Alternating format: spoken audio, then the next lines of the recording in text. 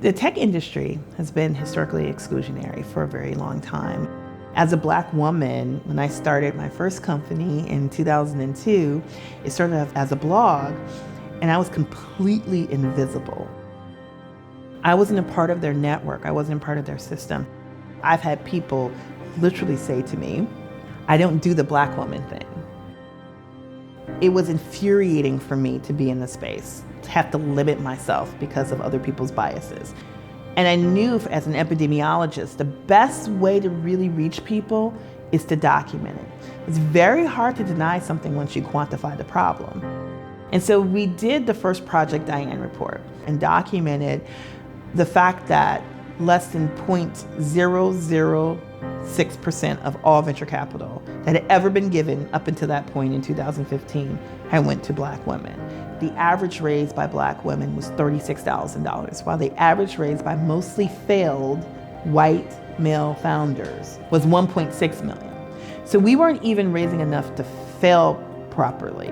We had to actually go into things that would have created generational wealth for us in order to see our ideas through, because no one was investing in us. No one thought we were innovators.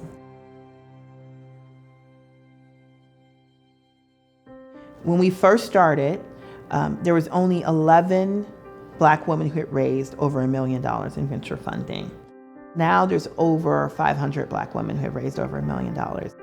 Many have raised their funds because of Project Diane. So the impact of this small little study I did to document a problem has become this whole big thing that has really helped diversify an industry that has been very difficult to do.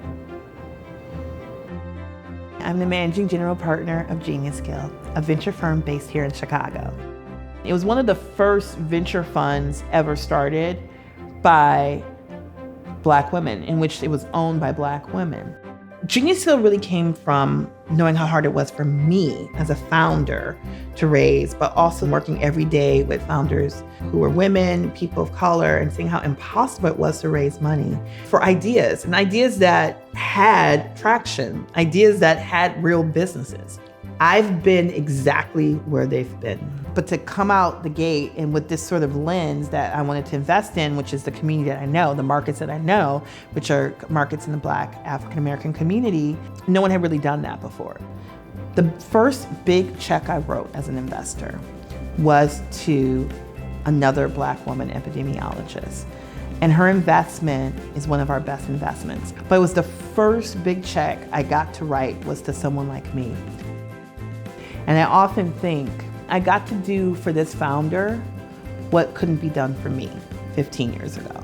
I get to invest in exceptional founders building solutions to problems that impact our communities. I get to see them win. I get to be the person who I needed as a founder.